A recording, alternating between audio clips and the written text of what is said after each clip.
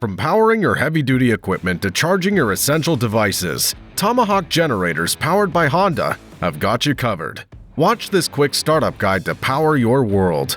Start by unboxing the generator and ensuring all parts are included. You'll need a 13mm wrench, a 10mm wrench, and needle-nosed pliers. Begin by assembling the wheels. Remove the pins from the wheel bolts. Then insert a bolt through the center of the wheel and into the designated holes on the frame. Add a washer and secure the bolt with the pin. Repeat for the other wheel. Attach the handles by aligning their holes with the frame and placing a washer between them.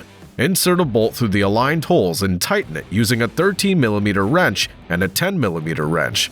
Repeat for the second handle. Finish by installing the feet. Align the holes on each foot with the mounting points on the bottom of the frame. Secure each foot with a bolt and nut, tightening them with a 13mm wrench. Repeat for the second foot.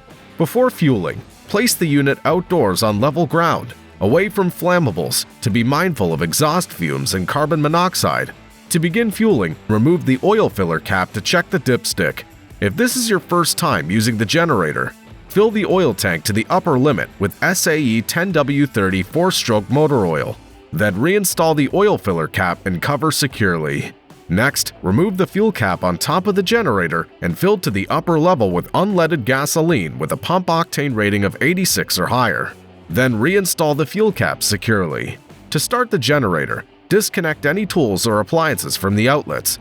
For a cold start, move the choke lever to the closed position. Hold the top handle securely and pull the recoil starter grip until you feel resistance. Then pull briskly.